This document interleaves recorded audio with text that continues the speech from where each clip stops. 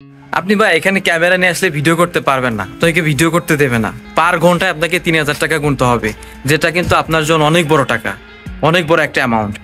তবে আমরা ছাত্র মানুষ, তবে আমাদের কাছ থেকে কিন্তু চাইলেও সে কম টাকা নিতে পারতো। সে আমাকে কর্তৃপক্ষের কাছে যেতে বলে। আসলে ভাই এটা কি কোনোভাবে সম্ভব? আপনি কি পারবেন কর্তৃপক্ষ থেকে অনুমতি নিয়ে ভিডিও করার জন্য? কেউ কি পারছে কর্তৃপক্ষ থেকে অনুমতি নিয়ে ভিডিও করার জন্য? পানাম সিটি নারায়ণগঞ্জ জেলা সোনারগাঁয়ে অবস্থিত ঐতিহাসিক প্রাচীন নগরী। এটি মূলত বাংলাদেশের ঐতিহাসিক পর্যটন কেন্দ্র। 1500 থেকে 1600 শতাব্দীর দিকে এই নগরীটি গড়ে ওঠে। মূলত এটি ছিল হিন্দু সম্প্রদায়ের একটি বসতি। তারা সুতো এবং মুসলিম বাণিজ্যের সাথে জড়িত ছিল। মূলত এটি ব্রিটিশ আমলের একটি আধুনিক শহর ছিল।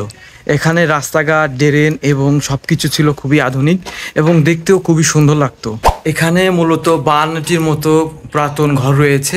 এগুলো মোগল স্থাপত্য এবং বাংলা সংমিশ্রণের ইউরোপীয়দের মতো দেখা যায়। পানাম নগরের প্রতিটি দালান সরু এবং লম্বাটে। এখানে কারুকাজের শৈলী আকারে সকল কিছু নির্মাণ করা হয়েছে এবং সকল ধাঁচটা হচ্ছে ইউরোপীয়দের মতো। একটি সময় এই পানাম নগর ছিল বাংলার বাণিজ্যর কেন্দ্রবিন্দু স্থল। এখানে সুতা এবং মুসলিনের ব্যাপক প্রচলন ছিল। সেগুলো এখানে মনে করেন যে বাণিজ্যর জন্য এখানে আসতো।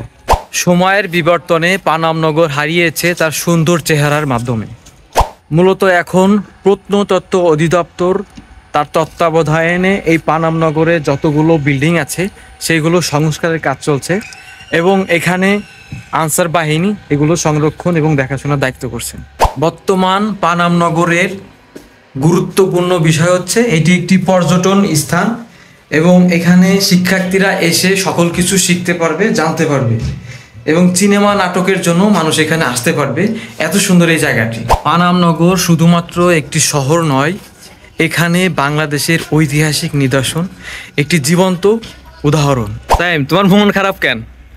ভাই আর বললেন না ভাই, মন খারাপ কারণ আমাদের বাংলাদেশের ভিতরে একটা স্থাপিত এখানে যে আমরা যদি ব্লক করার জন্য যদি বেশি পরিমাণে টাকা দিতে হয় বা এক্সট্রা টাকা দিতে হয়, এমনিটি টিকিট কাটছে ভালো কথা, এক্সট্রা টাকা দিতে হয় তাহলে কিটা হয়, তারা আমাদের কাছে চার্জ দাবি করে। আমরা বাংলাদেশে বসবাস করি, বাংলাদেশের মানুষরাই তো দেখবে এগুলো বা বাংলাদেশের মানুষদের কাছে তো আমরা তুলে ধরবো। হ্যাঁ, এখন তারা এরকম করতেছে। আমি আর আমার ছোট ভাই সাহেব 20 টাকা 40 টাকা দিয়ে এই পানাম নগরে টিকিট কেটে ঢুকেছি। ঠিক আছে, এটা ঠিক আছে, তবে তারা নাকি ভিডিও করতে দেয় না। এত এত সুন্দর একটা জায়গা, এটা যদি আমরা মানুষের মধ্যে রিপ্রেজেন্ট করি তাহলে কিন্তু মানুষ উৎসাহিত হবে এখানে আসার জন্য, দেখার জন্য। এই ঐতিহাসিক স্থাপনা কিন্তু মানুষের একটা ঐতিহ্য। আপনি ভাই এখানে ক্যামেরা নিয়ে আসলে ভিডিও করতে পারবেন না, তো একে ভিডিও করতে দেবে না। পার ঘন্টায় আপনাকে 3000 টাকা গুনতে হবে, যেটা কিন্তু আপনার জন্য অনেক বড় টাকা, অনেক বড় একটা অ্যামাউন্ট।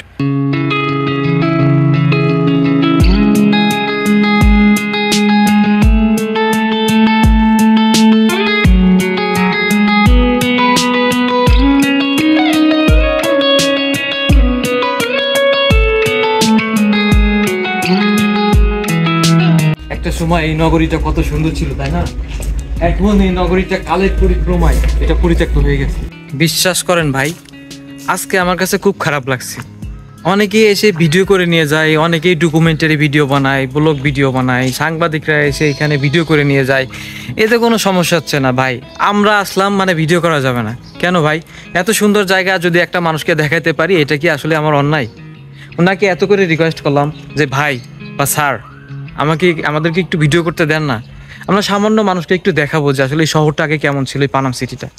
তো এটা করা তো আসলে মোটেও ঠিক না। আমার কাছ থেকে 20 টাকা 40 টাকা নিয়েছে আমাদের দুইজনের টিকিটের টাকা যদি নেওয়ার পরেও যদি ভিডিও করার জন্য আপনার পার ঘন্টায় 3000 টাকা গুনতে হয়, তাহলে ভাই আপনি কি পারবেন এত টাকা?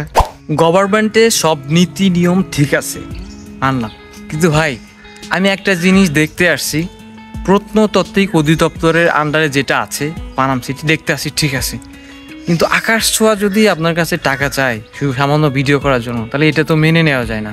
হ্যাঁ, আমাদের গভর্নমেন্ট যে নিয়ম করেছে এটা আমার কাছে ভাই ভালো লেগেছে।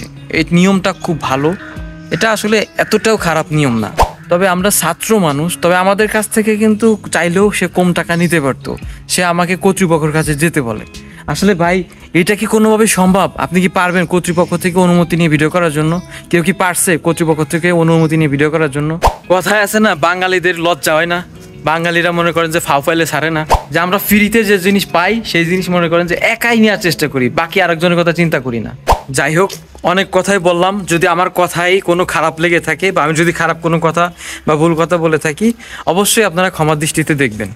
পানাম সিটির কিছু কিছু কাচারি ঘর আছে যেগুলো দেখলে আপনি মুগ্ধ হবেন। আমি একদম বিস্মিত হয়েছি। এখানে সত্যি আসার মতো একটা জায়গা, অনেক সুন্দর। এই ঘরগুলো দেখুন কত সুন্দর হয়ে আছে এখনো, প্রাচীন স্থাপনা। দেখুন একবার, চুন এবং মাটির সুরকিতে যেহেতু বানানো, তো সেই ক্ষেত্রে এইগুলার মানে ইট পাথরের যে আস্তরণ মানে আস্তর, সেগুলো আস্তে আস্তে খুলতে শুরু করছে। তবে এটা যদি আরেকটু সংস্কার কাজ করতো বা সংস্কারের দায়িত্ব নিত কঠোরভাবে, হ্যাঁ, তাহলে সেই ক্ষেত্রে মনে হতো যে আমাদের যে এই পানাম সিটি, এটা মনে হয় আরো 200 বছর বেশি টিকে থাকতে পারতো এই মানে আমাদের এই সমাজের মাঝে। বাইরে ভাই, ছোটকালে আমরা যখন চোর পুলিশ খেলতাম না, যে চোর থাকতো সে আমাদের দাবড়াই নিয়ে বেড়াইতো, লুকাইতাম আমরা। তো এখানে এসেও বিষয়টা এরকম হয়ে গেছে যে আমাদের লুকায় লুকায় ভিডিও করতে হচ্ছে। পানাম সিটিটা সত্যি আসলে মনোরম পরিবেশ, শান্তির একটা জায়গা।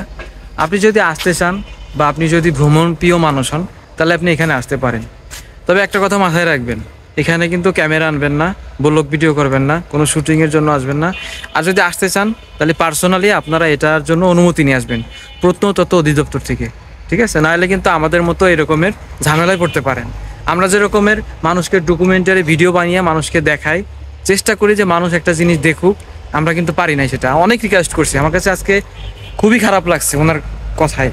হ্যাঁ, মাত্র 1 ঘন্টা ভিডিওর জন্য 3000 টাকা দিতে হবে? ছাত্র মানুষ, আপনি কি পারবেন? কখনোই সম্ভব না। নিজে নিজে যতটুকু পেরেছি চেষ্টা করেছি আপনাদেরকে দেখানোর জন্য। আজকে এই পর্যন্তই। সাইম, তুমি কিছু বলবা? হ্যাঁ, আজকে এই পর্যন্তই। ভালো থাকেন। মন মেজাজ খারাপ হয়ে গেছে কারণ আমরা ব্লগটা করতে পারি না ভালো করে। আমার যাই হোক, আপনারা যখন আসবেন তখন ক্যামেরাটা অ্যালাউ নাই করা ভালো। মোবাইল দিয়ে যতটুকু ভিডিও করবেন, রিল ভিডিও বা আপনাদের যেরকম ভিডিও করা যায় করবেন। তারপর আমি রেকমেন্ড করব, এখানে যেহেতু তারা বললো আমাদের মেনে নিতে হবে, যেহেতু আমরা বাংলাদেশে থাকি, এটাই আমি রেকমেন্ড করব। ভালো থাকবেন সবাই।